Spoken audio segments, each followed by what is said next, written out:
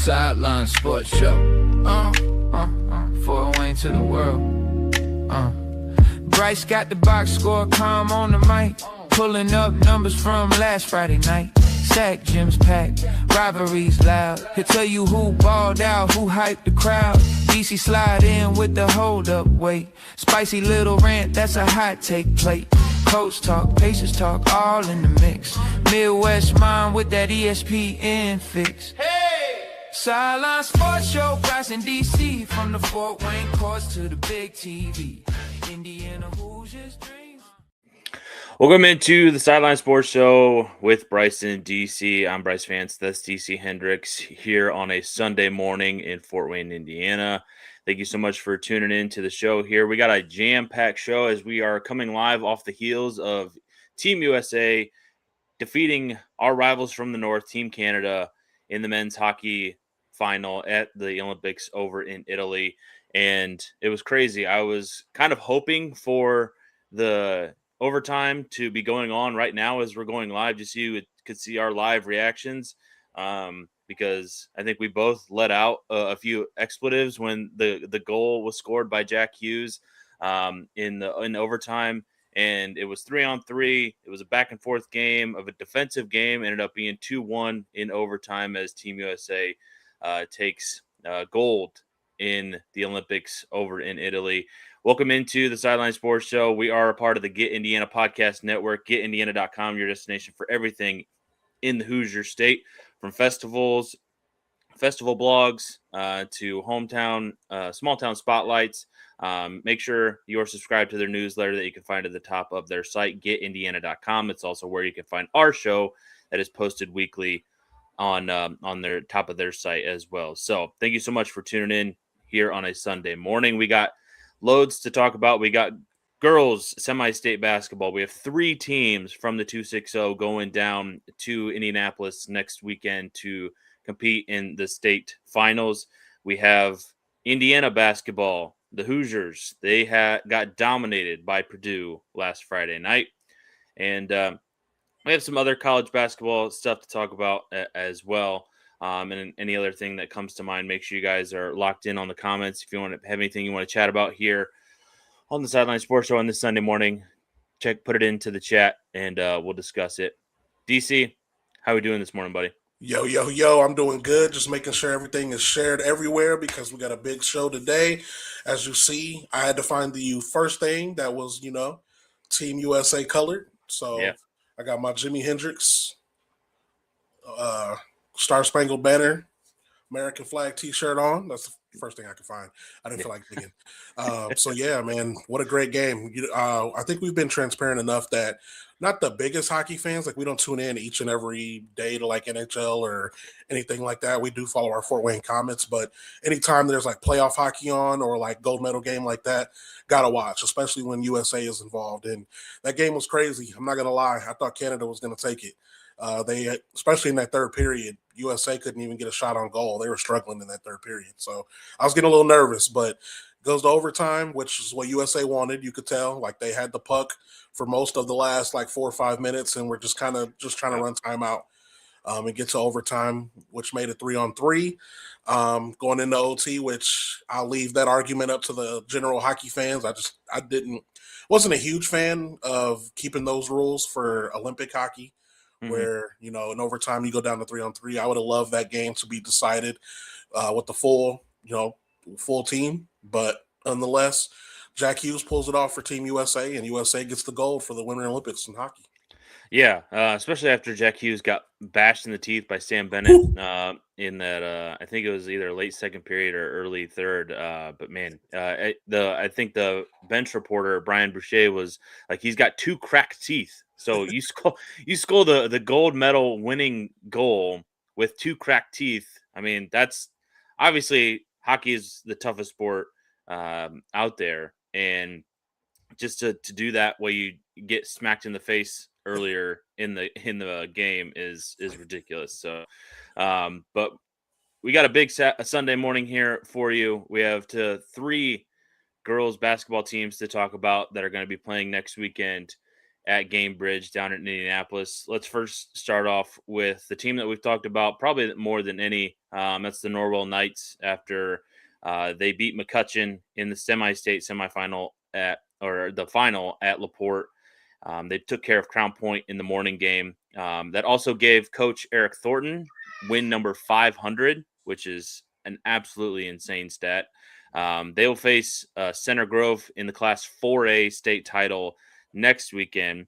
And also coming out of the NE8 was Bellmont. They probably have one of their best teams ever for them to go this far in the state tournament. This is their first ever state title appearance next week. They beat Connorsville by 15 in the championship game last night. And Ashley Blakey had 16 to lead the way for the Braves. They'll face Ron Colley in the Class 3A state title game next week. And then finally, in Class 1A, Fremont also clinched their first ever state appearance for next weekend, where they'll take on Borden after they just absolutely rolled at Huntington North yesterday. Both their games were over pretty quickly. The Eagles absolutely dominated. They beat Elkhart Christian 55-33 and in the final yesterday at Huntington North. And to have three teams from the 260, I don't know. I'm not the basketball historian or the best basketball historian, but it feels like to have three teams, especially since class basketball was invented or changed over from one system to four. It's absolutely crazy that we have not just one or two, but we have three from the 260 that are going to be playing in the state finals next weekend down in Indianapolis. Yeah, with me covering high school sports for Indiana Preps, I've been a lot more, ingrained into our high school athletics, especially in our area, because that's where I specialize is Northeast Indiana area. So this is something I've been talking about for a while, and I've been telling people with my coverage with Indiana Preps, the Northeast Indiana area is catching up, whether it's basketball, football, baseball. We're catching up to Indianapolis. It's like for so long, the Indianapolis area has dominated all the sports, which they still do. They still win most of the state championships, but this is a testament of how we're catching up. We're coming off, just to go back a little bit, football season. We're going into semi-state, kind of like basketball, where you had Carroll playing for a spot to go to the state championship. You had Lures, obviously Glinger, and Angola made it all the way to regionals as well. You have all these teams that are playing, making it deep. Northside even made it to a sectional championship, which if they would have won, would have been their first since the year I was born, brother, 1990. So football was just the beginning. Basketball is another testament of that, which I know our guest that we're having in about 10 minutes. At this point, if you can't have her in an argument for Miss Indiana basketball, I don't know who you have on that list. Vanessa Rossworm, what she's done this season for Norwell and throughout her career. I still can't believe she's going to Indiana Wesleyan. No disrespect to any other players in the area or any other girls in the state. I look at Rossworm and I see Division I. So I'm going to ask her straight up, what do you think it is? I'm glad you're staying in state and, staying local with Indiana Wesleyan, which isn't very far, only about an hour from here. But there's no way you see her and don't think D1 prospect. So we're catching up, baseball too. Isaiah Snavely was named an All-American for the Under Armour All-American list for baseball, which is a major establishment, to be named on the Under Armour All-American team as a junior. Right. That's crazy. So all across the board, Northeast Indiana is catching up. And this basketball, the girls run is just a testament to that. Yeah, for sure. Like you said, Vanessa Rossworm is going to join us here in about 10 minutes. And then 10 minutes after that, we're going to have the Bellmont coach on, Andy Heim, at 11:30. After his team has won their 10th straight 17-plus win season, and this one has the team finally going down to the state finals. They're finally able to break through. I think they won their first regional since 1993, so it'd be over 30 years since they had done anything this far deep into the tournament, and now it has them going into the state finals. And for Bellmont, like I said, it's a very young team, only one senior on the roster, led by a lot of sophomores and juniors. So it's great for them to make it this far. And they made it this far, not only because Norwell moved up, but they've just continued to dominate. They benefited from Norwell having such success in moving up to Class 4A that it, had them give them a pathway. There was a close game between those two during the regular season. I think it was a 10-point game, but Bellmont took advantage of the path this year. I'm not saying that they wouldn't have beat Norwell. Norwell's maybe the best team in the state. We'll find out next week, but Bellmont's obviously up there as well, as they have a really good young team that I think is going to compete very well next weekend. That the way that they were able to dominate in that game in the second half yesterday is speaks words, large words about how this team has just been able to consistently play this year. Andy Heim has always had really good defensive teams, and this team has taken it up to like a whole nother level here in the postseason. And then even with Norwell, they just absolutely dominated, especially late in games. Like you said, that's really when Vanessa comes alive in games. Like she hit back-to-back threes to kind of really seal the deal yesterday, and just kind of put that game out of reach because Norwell got down early, but then we're able to just take control late in the first quarter and never looked back. And it's really great to see for these teams. And our guest from a couple weeks ago, Norwell girls coach Eric Thornton, got win number 500. Yeah, it's crazy because he's been down at Norwell for a long time, and they've just been consistent. For as long as I can remember, covering girls basketball, starting like the mid-teens, and Norwell was good then, and I think they've taken it up another level here recently, especially going into their third straight state finals appearance, and this one being in Class 4A after the last two have been in Class 3A. It just speaks to the level of consistency that they've had down there in Ossian. It's absolutely crazy to just think that this program year over year, and along with Bellmont, like I said, that the Braves have won 17 or more games for 10 straight seasons under Andy Heim, and it's just a testament to how consistent these programs are and these coaches that they start down at the youth levels, and how they've been able to build out their programs going down to youth basketball, up to middle school, up into high school. They have good overall programs so that, there's no drop off from year to year with these programs. Yeah, absolutely. And just to give a quick layout of our show today, everybody, by the way, the comment section is open. We're streaming live.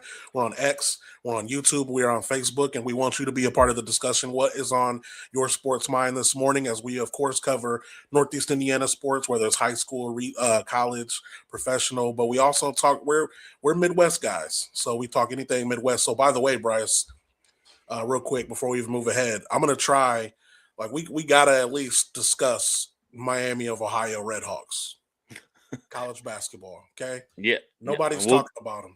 Nobody.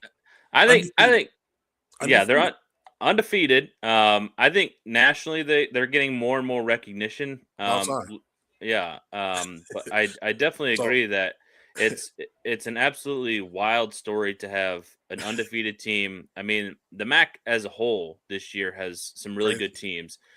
Akron is good.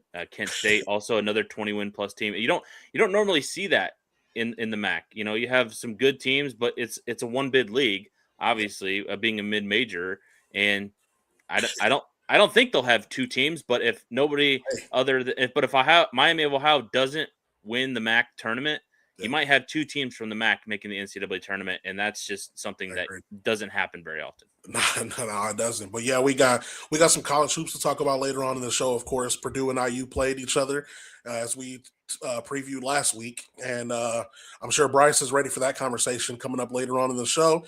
As you notice, he wears IU Hoosiers gear every week, and conveniently, he has selectively chosen not to wear IU gear this week. I wonder why. I figured you would at least be bragging about extending Signetti's contract and getting him a bigger contract. I figured you'd at least be doing that, but apparently the basketball result trumps that. So we'll talk some college hoops later on as well. But in just moments, we'll have Vanessa Rossworm, star player for the Norwell Lady Knights, who are going to a state championship once again. and she's the star of the team. Star of the state in my eyes, so very excited to have her on the show. And a little bit after her, around 11:30, we will have Bellmont girls basketball coach Andy Heim to talk about the Bellmont Lady Braves. So girls high school basketball heavy show today, but we definitely have some college hoops to talk about later. And as we look ahead to next week, we will begin previewing some of the spring sports because before you know it, they'll be here. Yeah, for sure. And then the boys basketball tournament gets underway here shortly as well, as we have a lot of boys teams that have the potential to make some noise. I saw Southside, they got Let's the go. SAC. That's what I should have Um, worn. yeah, you should have. We've been a heavy Southside show here in these first 2 Yeah, too months. much. That's why I chilled out a little bit. Because we had Coach JJ Foster on one of our first shows. We've had a couple of Southside alums on the show, and obviously you're Southside alum, so it's always going to skew Southside here on this Yeah, show. can you tell I'm a Southside Archer host this show? Yeah, because we've had a lot of Archer love, and it's well deserved. Obviously, when we have some alums on, and then we also have the boys basketball team doing really well, claiming the SAC title this past weekend, because there was a lot of boys basketball results that were kind of surprising. We had Carroll beat Homestead out at Homestead this past weekend, so it's been a very very entertaining boys basketball season as well. I think we have some teams that are going to make some noise in the postseason tournament on the boys side, after having such a successful girls tournament so far in from the 260, that I didn't anticipate we'd get 3 teams from the area down there. We had a good chance with 5 going into semi-state last week, and in 3A we could only have 1 because of Fairfield and Bellmont facing off in the same semi-state. So, but it's going to be a very entertaining weekend down in Indianapolis, and I think we're excited to preview it a little bit as well, because we mentioned the teams that they'll face, as Bellmont will take on Ron Colley, Fremont will take on Borden, and then Norwell will take on Center Grove in the state title game in Class 4A next week. And we can talk a little bit more about that with our next guest, who's can join us here on the show, and that's Vanessa Rossworm of the Norwell Lady Knights, and she's been on a tear this tournament, and we're excited to have her here on the show as our first guest on this Sunday morning. If you want to bring her into the stream, DC, Vanessa, if you're able to flip your camera there, that's great. Now we got a better view of you. Thank you so much for joining us here on the show this morning. Congratulations on making it this far in the state tournament again. This time doing it in Class 4A. What does it mean for you and your team to make it down to Indianapolis once again? It feels so special. It's so much more rewarding than being in 3A, just because it was just such a challenge. Every game we had to work so hard for, and especially to do it for my senior year. I think it's just so special to just end, regardless of win or lose. We want to win at state, obviously, but regardless of that, I think just making the trip to Cambridge is just so cool. Absolutely. Vanessa Rossworm, the star of the Norwell Lady Knights, joining us here on the Sideline Sports Show. So I talked a little bit about it before you came on, and I'm sure you've been seeing a little bit of this on social media, but I just want to get your thoughts, because I'm somebody, like, I cover, high school sports for Indiana Preps all across the board, all sports. And I gotta admit, Vanessa, you are, if not the best, at worst, top 3 girls basketball players in the state. And I personally feel like you deserve a lot more recognition in terms of best basketball player in the state on the girls' side. Is that something that you believe as well? And what do you think makes your game so special to even get to that level to be talked about? Well, first of all, the 2026 class is very talented. There's so many girls are so talented, and it's insane.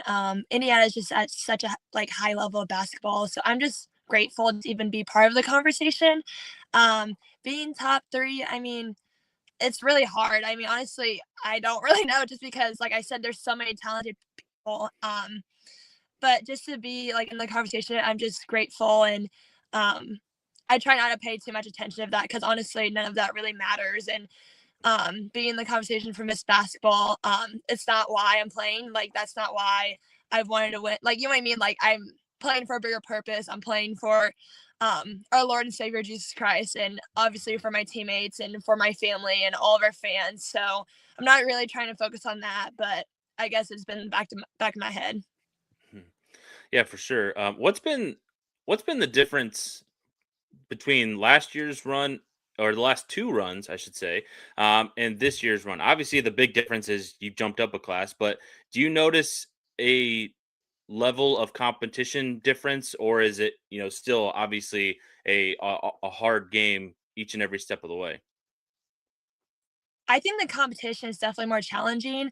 I mentioned this in a couple of my other interviews before, but the difference between like 3A bodies and 4A bodies are so different. I mean, you're getting girls that are all over the state that are committed to D1 or have D1 offers, and obviously, I'm like the only player who's planning to play in college. So that's a big difference, just because like they're just so much bigger than us. But we don't let that affect us at all. But competition is definitely at a higher level. But I feel like the biggest difference this year is that all of us just have so much more confidence. We all know our roles and every single time, and we just do whatever it takes to win. So Vanessa, I know you've seen the clip of Coach Thornton talking about you when we had him on the show a couple of weeks ago. So now's your time. Playing for a coach like him who just got his 500th win in the victory yesterday. Talk about what it's like from your perspective playing for a coach like that. It's really special. Thornton's a great coach. I could have asked for a better high school coach for my high school career. I just love how, not just on the court, but off the court, he cares so much about all his players, present and past and future. You can just see it in the way he interacts with grads, us, and also the younger kids too. He just cares so much about all of us and not just basketball. But just to have a coach that has so much trust in me and our team is just so special. And just the way he presents himself to us, to the community, I'm really grateful to have that. And I just love having him as a coach. Vanessa, what is it about this team that when you guys need to lock in, especially late in games in the fourth quarter, that you guys are able to? Obviously, you hit a couple of big threes late in the game yesterday. You had another one that followed yours. What is it about this team that is able to lock in when you guys need it most? You're able to do it, obviously, against Homestead earlier this run, and you're just able to, lock in and get stops and be able to score crucial buckets when the time is needed late in games. I feel like what helps us is we all just kind of come together and we just kind of take like deep breaths. We kind of talk to each other, calm ourselves down a little bit. Being united with each other is really important for us. And if we're just together, like I said, it helps with everything. It helps with our chemistry. It helps with just being more posed offense and defense and getting stops. Just really just being together and yeah. So I want to look ahead. Now you ladies have an opportunity to make some history as being the first team to go up to another class and win a state championship. What are some of the things that you ladies are working on? What's on your mindset going into that game? Going into the game, we just want to treat it like normal. We just want to, we want to really experience and like savor like going to state, going to Gaybridge and all of that, but also we want to stay focused on what we want to do, and that's ultimately to win another state championship at the 4A level, or in our first one at the 4A level. So, and also we just need to focus on like Center Grove and like kind of like our scouting for them, and just like obviously just focus on ourselves on defense and offense too. Last one for me, Vanessa. How does being in that environment the last 2 years down at Gamebridge, obviously the courts and the setup is obviously different, meant for an NBA, you're in an NBA arena, just how does being in that environment the last 2 years, how does that give you guys an advantage going into next weekend? It definitely gives us an advantage because just the little things like you mentioned, like just the court, just the feeling of the court, the feeling of the fans, like the seating, like all the lights, all the TVs. I think that is just so different. Even though we still have like a bunch of fans like tournament game, it is just so different because there's so much more media and just all of that is just kind of overwhelming. And I think with any group that's kind of inexperienced and never really experienced that, it's a lot to take in. And I think a lot of people sometimes, or at least I feel like my sophomore year went to state, we kind of just got caught up in just, oh, this is such a cool opportunity. And I think we just almost treat it like a museum. Like we're just looking at all these things and we're like, oh, this is so cool. But I think just having the experience just kind of helps us treat this like a business trip. And I think that's what helped us win last year. Yeah, for sure. Well, good luck to you next weekend. Obviously, we'll be rooting for you back up here in the 260. And good luck next weekend. And thank you for coming on the show today. Thank you for having me. Thanks, guys. That is Norwell's Vanessa Rossworm joining us here on the Sideline Sports Show after Norwell is making their third straight trip to the state finals. This time will be in Class 4A, as the Knights will take on Center Grove next week at 8:15 p.m. And another team that will be down there from our area will be the Bellmont Braves, and they are advancing to the Class 3A state title game. And joining us here on the show is their head coach, Andy Heim. Coach, thank you so much for joining us. Have you been able to, soak it all in and just are you, able to, have come to the realization that we're going to the state title game? Yeah, it's been a lot for sure to take in. It's been an awesome few weeks for us. We look at our team and it's a pretty young team. I'm not sure, anybody, including us, probably expected this. I should have after seeing all these girls play for all these years. But yeah, it's been a wild ride for sure. Yeah, so talk about the victory yesterday. I know absolutely nothing about Connorsville. So tell us about the victory. Tell us about, pulling out that victory yesterday. Yeah, we were a little bit worried about going from a morning game to an evening game. Obviously, you don't play that. We didn't play in any holiday tournaments or anything like that this year. A bunch of girls play AAU, but it's kind of different. The intensity level in AAU compared to a semi-state championships, obviously different. Connorsville, I did some emailing to coaches who had played them, and they're like, every response back was, number 10 state track kid, number 10 state track kid. And I saw her on the floor and I'm like, holy cow, like, how are you that fast? And she's just such an explosive player. For us, our key was her to keep her in front of us. I thought our post just did an amazing job of just sort of walling her up when she got into the lane. But they've got some kids, they've got a couple shooters out there. They've got a couple posts who sort of, typically Mary Blakey's for our post is one of the bigger kids on the court. And she was kind of getting towered over by those two. But our defense was wildly good. So that sort of shut them down. And when they had to go man and we sort of just blew past them, that was when we realized we were probably in control. Mm-hmm. Coach, you mentioned it. You have a young team, but even though you have a young team, you guys have been able to remain consistent, over the last 10 years or so. You've won 17 or more games over the last 10 years. Why was it this team that was finally able to break through and get down to Indianapolis? Here, hopefully all the Norwell people are still listening. It's probably because Rossworm went up to 4A. I don't have to deal with her anymore.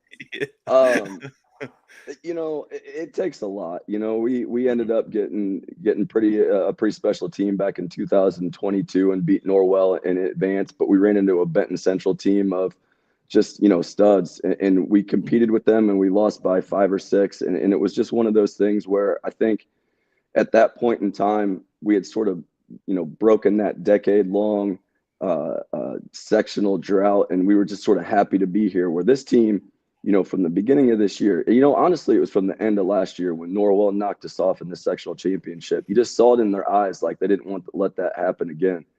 And they've been just singularly focused. As a coach, you can talk about focus, you can talk about not looking past teams here and there. And, you got to sell it to the girls, and the girls have to believe also. And they really have. Like, it's been a little bit crazy. we won that first game in semi-state, and there was, we were happy. The girls celebrated a little bit, but it wasn't much. It was, that's a big accomplishment to make it to the Final Four, and they were kind of like, let's shake hands, let's get out of here, and let's do something. So I think that's probably been the main thing that's given us some success this year. Yeah, so now, it's an opportunity to brag about some of your girls that have been, monumental to your run going to the first ever state championship. So talk about some of your girls and what makes this Bellmont Lady Braves team so special. Yeah, look, I sent a text out to everybody in the group text this morning of just how special this team is, from 1 to 12. So let's start with the ones that probably don't get as much recognition as they should. The people that, for the last 2-3 weeks have been my people that have spent a lot of practice time on defense. Those bench people. We brought in 2 girls had dressed all year with us, 3 girls had dressed all year with us, from the JV team, but we brought one more JV player in, and Ava Bellman, and like just the 4 of those sort of JV/varsity players, their improvement has been just wild to see in the last 4 weeks of just practicing at that sort of high level. But when you get into our lineup, we're deep. I think we can rotate people in and surprise people from our bench. We've got sort of a second post presence and Hadley Caffey that can come in and do some special things. Our lone senior, Brie Converse, does some things that, isn't going to get, respect from the media or from the stat line. She just kind of comes in and maintains, and that's what we need. But, the main 6 in the rotation, the starting 5 and then Caitlin Barton, are just, interchangeable. Caitlin and I have had plenty of conversations of, like if I could start 6, you'd be a starter, but we can only get 5 out there. It's nice to have somebody coming off the bench where the other team has to scout. She had, 9 or 10 points in the championship yesterday, and is just like, I just saw her out there. She rose up on a 3 just so confidently, and then she came back down and sort of not necessarily did the obnoxious Duke slapping the floor to play some defense, but like she was in stance ready to pick up number 10. I'm like, yes, I like it. But mostly for our team, we center around the Blakeys, who we've got an inside out game with the sisters. We center around, Kate Kitson, sort of leading the charge on offense and defense. And then we have, our shooter in Lainey French, and Ani's out there, doing her thing and shooting and getting to the rim too. It's just, a collective effort of just everybody. Yeah, I think that's, probably what makes you guys so difficult to beat is just because you have so many different ways that you guys can attack and also defend. And, kind of along, my similar question of, why was this the team that was able to break through? And I kind of want to qualify, obviously, you've had some really good teams, and this one's a very young team, but do you feel like this is the best team that you've had? Obviously it's you could say obviously yes, because they're going to be going to the farthest that anybody has, if you guys have had down there. But do you feel like this is, maybe your deepest team, your best team that you're able to do? And obviously you're having a lot of success with them this year. Yeah, for sure. I think probably that's a good question. I think this is probably the best team. Have we had, maybe better individual players? Probably. We had a girl a handful of years ago, Grace Hunter, who went Division I and played at NIU. That team that she played on her senior year, we had a girl who was averaging 15, who tore her ACL in the sectional semifinal. I'd have been interested to see how far that team could have gone. But as a collective effort, like, and this is no disrespect to those teams, back in the day, because they loved each other and they played for team too. I've just never seen a group who honestly doesn't care who is the leading scorer as much as this group that we have this year. It's they celebrate everybody, and it's great. In that text I was talking about, like, I've witnessed the last somehow they picked it up where every time we hit a 3, there's people on the bench that are doing chest bumps. Like, I love that. They don't care. And it's just, I think that probably makes them more special than any of the other groups. Yeah. So as I know it's something to celebrate that you're going to your first state title appearance, but I know you want more than that. I know once you're there, you're ready to win. So I know it's a little early, but what do you know about Roncalli? From everything that I've heard and from everything that I've seen, they're similar to us. They've got spread out scoring. They've got girls from everywhere that can hurt you. Just glancing at some of the teams that they're playing, they're playing the same high level that we are, except, in the South. They're playing the Pikes, they're playing the Greensburgs, where we're playing the Homesteads, we're playing the Warsaws. It's a similar type idea.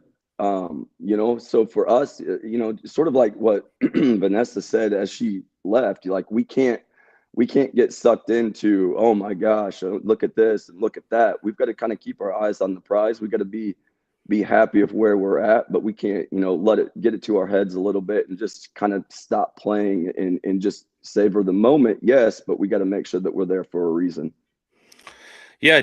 How do you think your team will handle it next week? And obviously it's a team that's on the younger side, but obviously they've gone through a lot here in the postseason, and they've to this point handled it very well. But how do you, ensure that doesn't happen, that the lights don't be getting too bright for this team next week?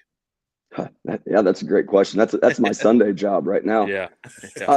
Look, we've in this postseason, we've had phenomenal weeks of practice, focused, ready to go, working on our own stuff. I think that's what made us successful in sort of the game 2 in semi-state, where obviously we're talking about Culver a lot last week, and we're not talking about Fairfield or Connorsville at all. But, we're working on our stuff. We're working on our rotations on man. We're working on hedging our ball screens. We're working on stuff that no matter what offense you throw at us, it's pretty much going to be one of those things. We need to make sure we're rotating and getting in spots and hands up on shooters. We need to make sure that we're stopping those high pick and rolls. And if we're doing that, there's not an offense that can, quote unquote, like surprise us. So for us, that's what we're going to do. We're going to get ready. We're going to, take the weekend. We're going to, sort of roll with the punches. It's nice to have a week. My Thursday and Friday, I'm pretty anxious, but it's nice to have that week of getting shots up and sort of talking about the opponent. That's Bellmont girls basketball coach Andy Heim joining us here as his team prepares for the Class 3A state title next week, as they will face on Ron Colley. Coach, congratulations up to this point. We'll be cheering for you next week. And thank you so much for joining us here on the show this morning. Absolutely. Thank you guys very much. Thank you. Once again, that is Bellmont girls basketball coach Andy Heim joining us here on the Sideline Sports Show this Sunday morning. And I was just going through, some of the numbers this morning, and he's spot on. Obviously, this is a very deep team. This is a team can beat you in so many different ways. They've had I think pretty even scoring across the board, and especially yesterday when they were able to win at the semi-state level. So it's great to have these teams from our area that are able to get down to the state finals, and we have 3 of them, and especially 2 of them coming from the NE8, as we talked about with Coach Eric Thornton a couple weeks ago. That conference was deep at the top this year. He had the likes of Leo, East Noble, and then as well as Norwell and Bellmont. So I'm excited to see what these 3 teams can do when you get down there to Indianapolis. But I've covered a couple of state finals down there, and in those lights can be pretty bright when you get out there. It can be overwhelming at first, especially when your first few minutes in that game, you're just trying to shake off the nerves because it's a big stage. It's definitely a little bit different than a high school gym. It is. It really is, because when you're down there on the floor level, and you could just see it in some of these kids' eyes for the first time. I covered the 2 Central Noble state runs on the girls and the boys side. And I think the girls, they were locked in from the start. They felt like a team that, it was a team of a bunch of juniors, and, they arguably could have had they didn't have a deep run the following year, but that team was just locked in with Sydney Freeman, Malia Leatherman. Those, 2 girls ended up playing in college. And just, they felt locked in. The boys, they stumbled out of the gates.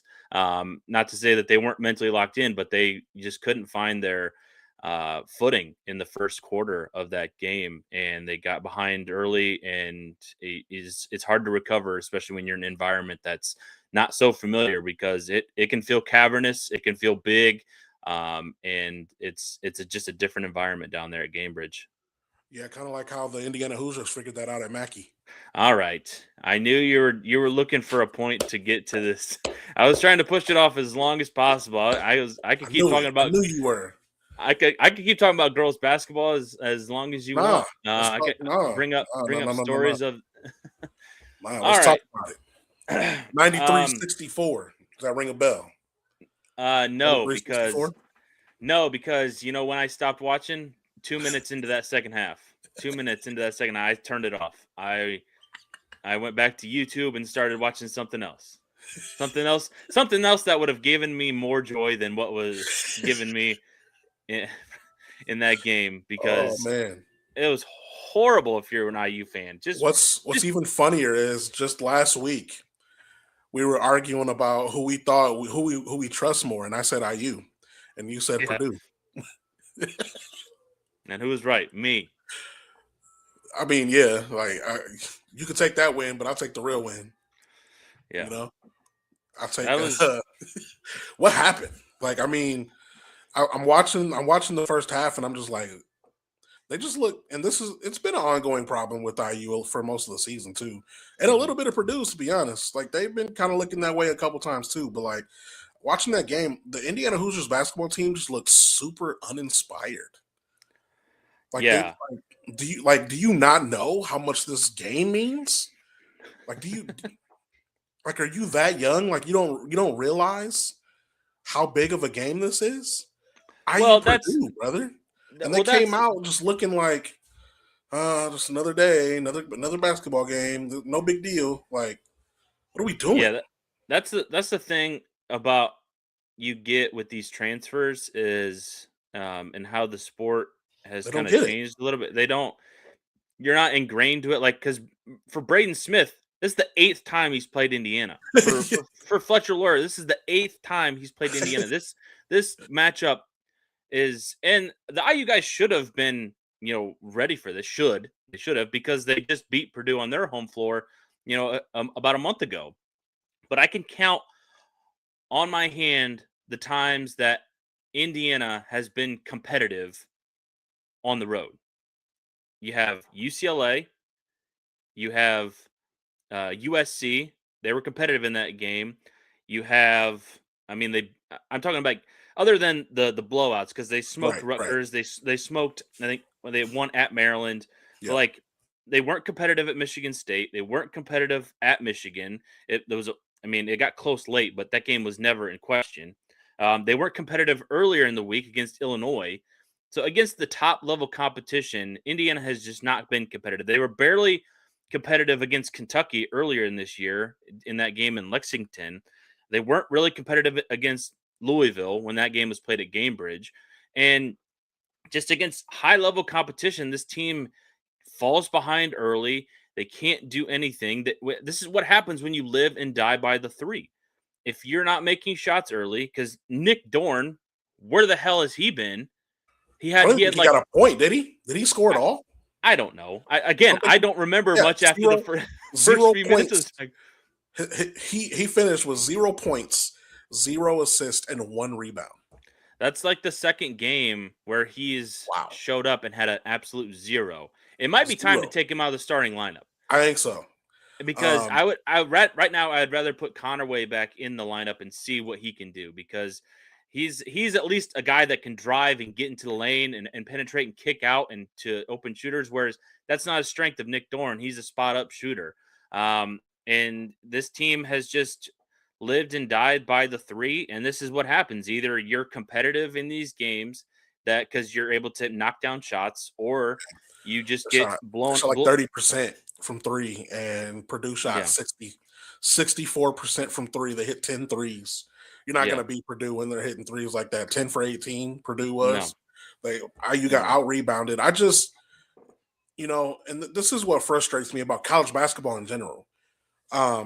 There's no team that and I'm trying to figure out what the problem is. Is it transfers? Is the transfer portal to blame for college basketball? Because even, us growing up, bro, there was always a couple of teams that you watch and you're like, damn, man, this team is legit. This is a national championship team. They could win it all, Yeah. multiple times. I mean, you can't tell me watching like, and this is just the first thing that comes to my mind, but like watching the late 2000s Florida Gators with Joakim Noah and Al Horford and them, you're watching that team, you're like, man, this team is legit. Like watching North Carolina when they had Raymond Felton and Sean May and them, and like the list goes on and on. Like you grow up watching these teams, Tyler Hansborough, North Carolina, all the Duke teams. Like you watch these teams, you're like, man, this team is legit.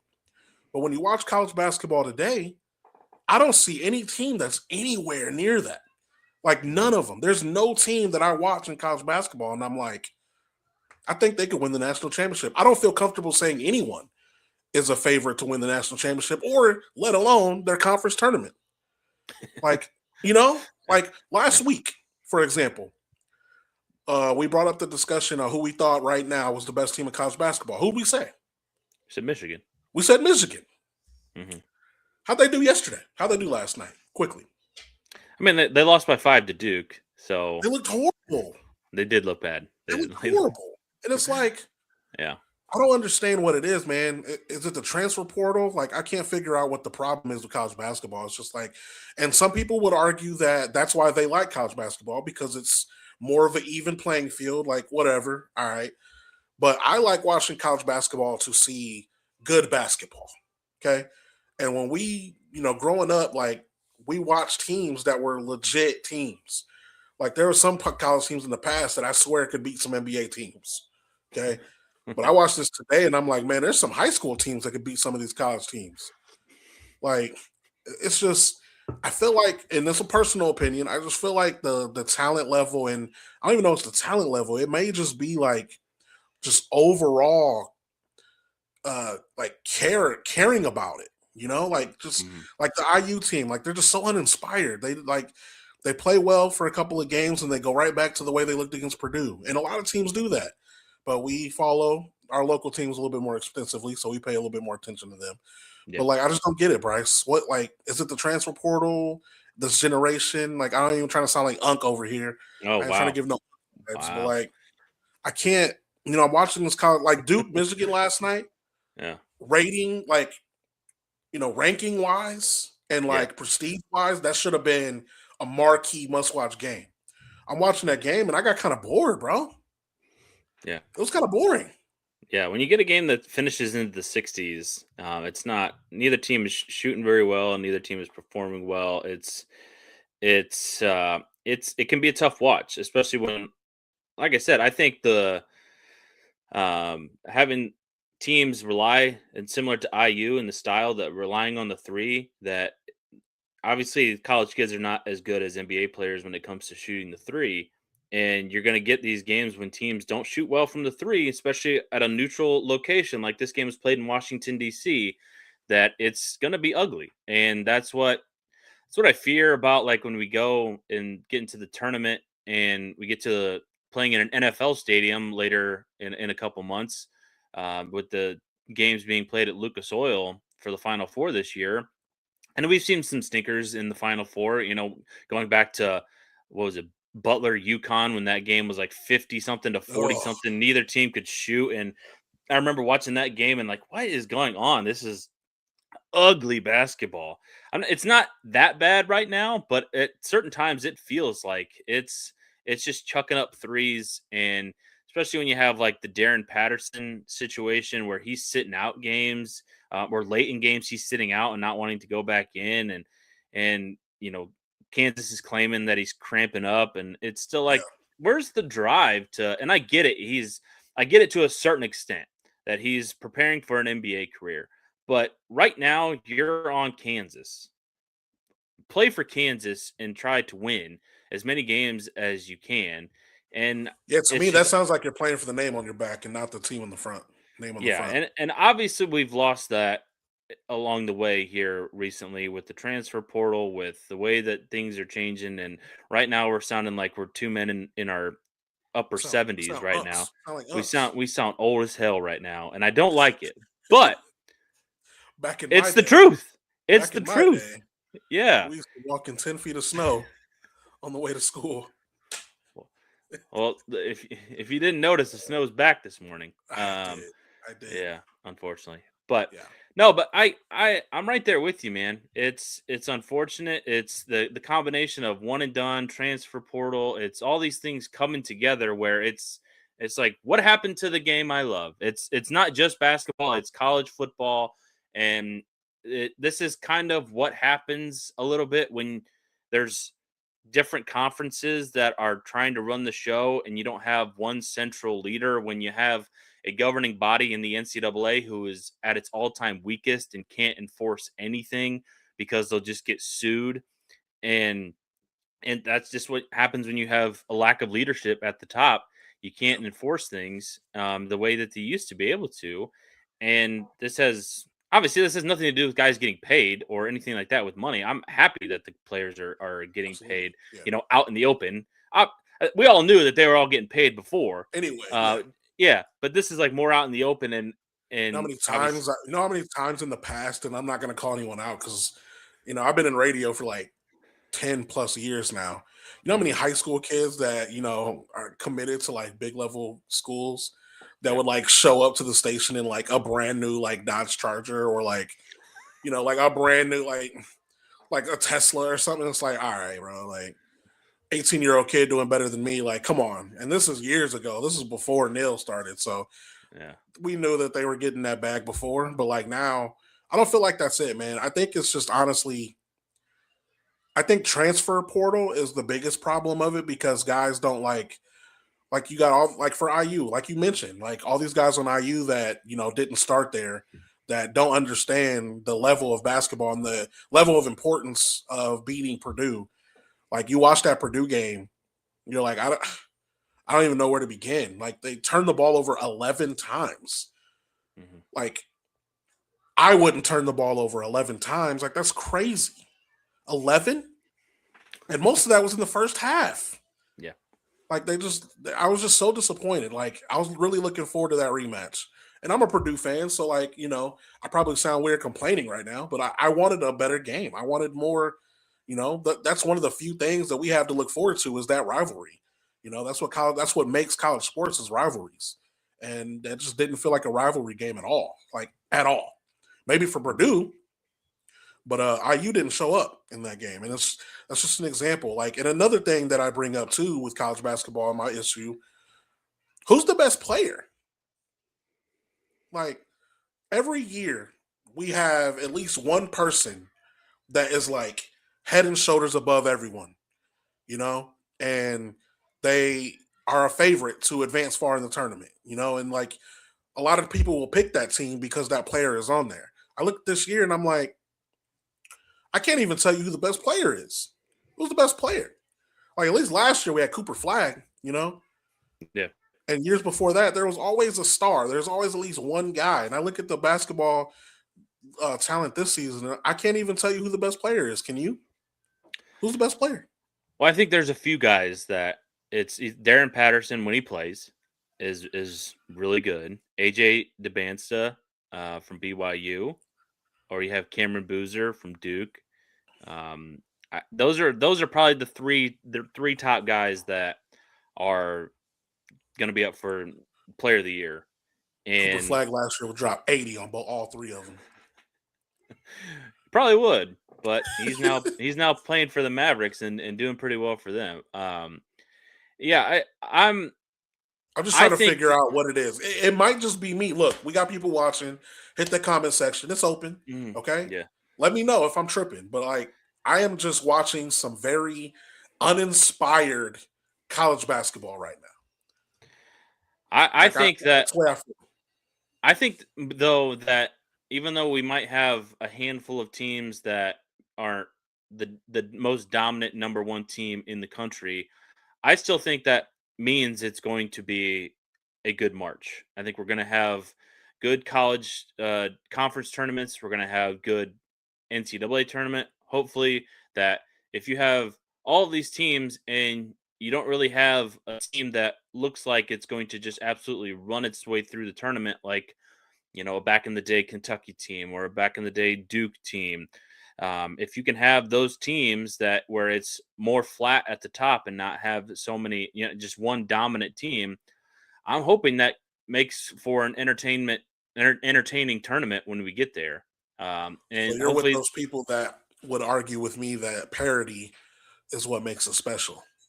Parity is what makes college basketball. I that's cool, but like you can't tell me that the college football season wasn't exciting because of how dominant IU was or how dominant Ohio State was for the whole season. Like to me, like that's what I watch it for. I like watching those kind of teams and watching them go head to head. You know, for conference championships or big regular season games or national championships. I'm always for the Goliaths. and I'm not. Obviously. I'm like I mean, I you're a like when Hoosiers fan, so it makes sense. well, I like all right, subtle shot in there. I like it when we go into a tournament and we have 8 to 10 teams that can win it. I think it just makes it more entertaining because you don't know it. You're going to have more unpredictability.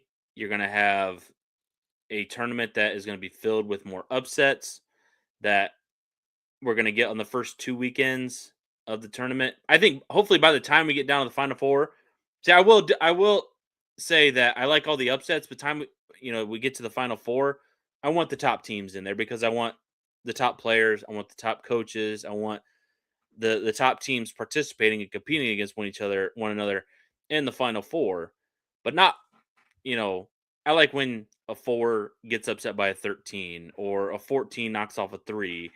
But by the time we get down to Final Four, I want to see the top teams. So I'll tell you what, if I filled out my bracket today, it'd be like nothing but upsets because I don't believe in any of these top teams. I still think as soon as I start believing in them, they lay an egg and look awful. I was all on Michigan for a couple weeks, and then they looked. I know it's Duke, so it's not like they lost to a scrub, but like they didn't look good in that game. Neither team really looked good, in my opinion. Honestly, no, neither it didn't. team looked good last night. So no, it's just I don't know, man. And I'm a big, you know me, bro. I'm a big college basketball guy, big basketball guy in general. So like. right. I don't know. I watch college basketball right now, at least on the men's side. Women's basketball has been pretty good, but on the men's side, like I feel like I'm just watching some very uninspired basketball, and it starts with Indiana Hoosiers in that first half against Purdue. Like I said, do you not realize how big this game is? Like this is like one of the dates that you had marked on the calendar before the season started. You're looking to see when you play Purdue. That's the first thing you're looking at your regular season schedule. And in that first half, it looked like they woke up 5 minutes for the game started. Like they're in the locker room just taking naps. And then they hit an alarm. The alarm went off and walked on the court. Yeah. It looked horrible. So like, I don't know. I still think transfer portal's a little bit of it because like you said, and I didn't even really notice that until you brought it up, that there's a lot of transfers on the IU team. Part of it is because of the new coach. I get it. It's all transfers. They had one guy that they recruited. That was they have two other guys from Serbia who don't play, but they were also incoming freshmen. But this team is all transfers. So an experienced team, they all played a lot in their college careers, but it's still guys that don't know what this rivalry means, except for maybe a Trent Sisley who grew up playing here. And it's a team that I'm interested to see where this team goes forward under Darren DeVries, if they can get the talent to compete at the top of the Big Ten, because obviously this team isn't going to do much in the Big Ten tournament. They might win a game. They're not going to do much in the NCAA tournament if they get there at this point. If they play the way that they played on Friday night down the stretch in these final 4 games, they're not going to make the NCAA tournament because they needed to win 3 out of their last 4 in the regular season here to make it into the NCAA tournament. In my mind, they need to beat Northwestern. They need to beat Minnesota. They need to beat Ohio State. They can lose to Michigan State next week, but I'd rather they didn't. But that one on their home floor next Sunday, I think is going to be very crucial. If they can pick that one up, then I think they're in the NCAA tournament. If they win 3 out of the last 4, I think they're in. If not, if they split So go 2-2, they're going to have to win possibly 2 games in the Big Ten tournament to get in. want to give a quick shout out real quick. That's my mama. What Morning, up? Mom. How you doing, Mama? And so I wanted to ask you. So in addition to that, what are you most looking forward to around this time of year? Because this is also spring sports are getting ready to start up. So MLB spring training already started. I'm sure you noticed. Yep. So I've been watching that. Soccer will be starting soon, our Fort Wayne FC, which I'm very, very excited about. We're gonna be talking about that next week as well. What are some of the things? Because I know we're getting into soccer too. We're both soccer guys. You're watching that a little bit more. At least I am, since my Apple TV subscription gives me free MLS for all year. I love it. Or is that T-Mobile? Yeah, T-Mobile gives me that for all year. So big soccer guy. So around this time of year, what are you most excited about? You know, high school baseball, college baseball started this past week as well. What in Brice's world, what excites you the most around this time of year other than March Madness, obviously?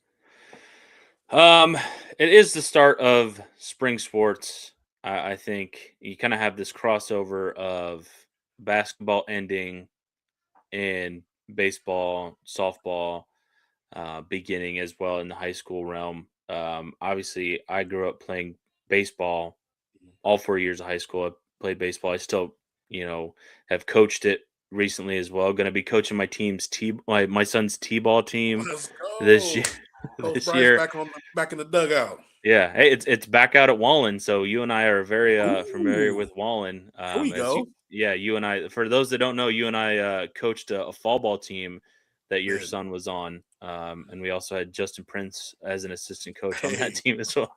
It was an all-star coaching staff right there. We beat a couple travel teams. We did with the rec team. So yeah, we did. we did some damage. Yeah, so I am excited for baseball. It gets me more excited, especially seeing the games that are on, and it looks a lot nicer and a lot warmer than it is here. So that gives me hope that spring is around the corner, and As we say, it's like a snow outside. yeah. Just look out this window and it's just a bunch of whiteness on the ground. As we look at snow on the ground, play ball. Yeah. But no, I am excited. I am probably NCAA tournament is still obviously at the top. It's one of my favorite things. I'll be sitting in the office as long as my bosses aren't listening right now.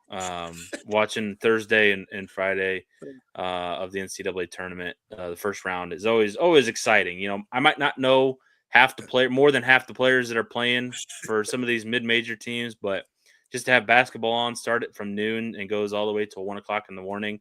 It's great. It's hard to beat just because there's constant basketball, and most of the time, maybe the last 2 years, the first round has kind of disappointed. Not as many upsets, but it's always you can't beat it in my mind. Those first 2 days of the tournament are always great.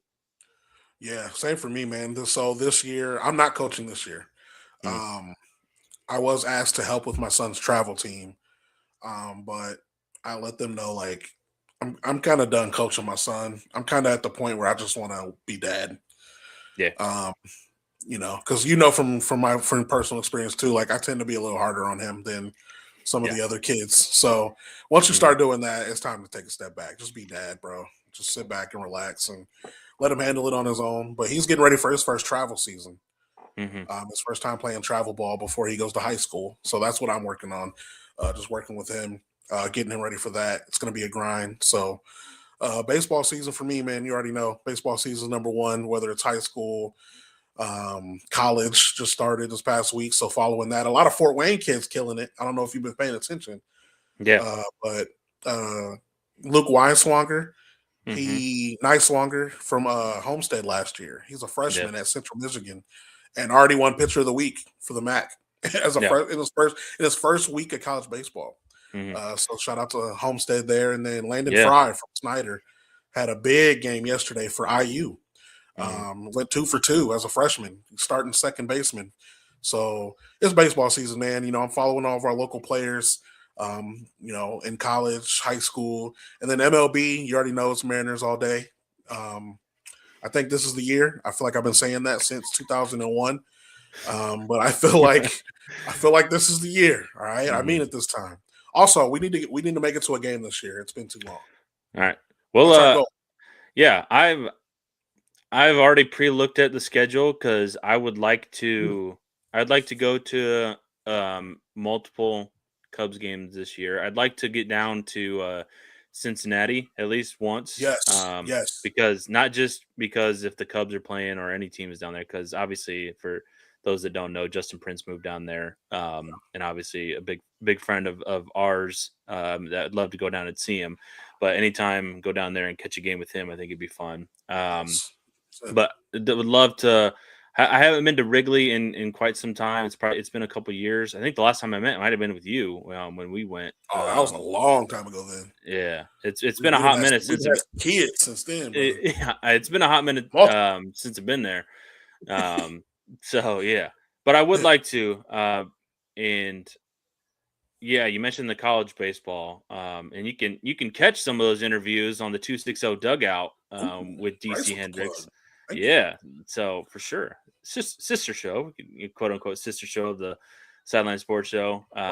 Weekly interviews, I think, with players and people around the area. Got some previews coming up, so yeah, definitely excited for what you got. Yeah, for what you got on tap, especially where sponsor recognition. We're an Old Fort right here, so and it's going to be an exciting time this spring. I think we got a lot going on. We bring that up because we're going to be switching gears a little bit as we, college basketball will still be the main talk of this show, but we'll also start, previewing and looking ahead to some spring sports.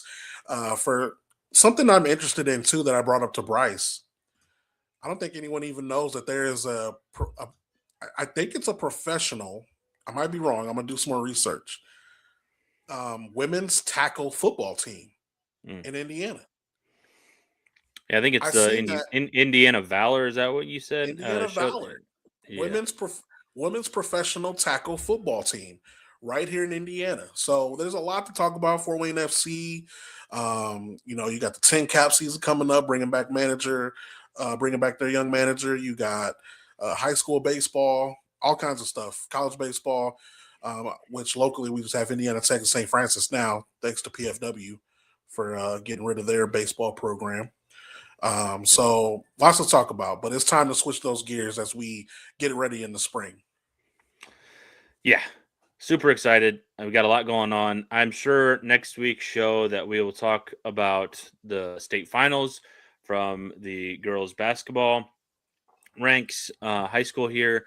There will be 3 participants down in Indianapolis next Saturday. I think starting at 10:30 with the 1A game, Fremont's in that game, and then at 6 o'clock is the 3A game with Bellmont, and then at 8 o'clock it'll be Norwell down there at Gamebridge taking on Center Grove. So it'll be a jam-packed show next week as well. Thank you guys so much for tuning in to the show here. We are part of the Get Indiana Network.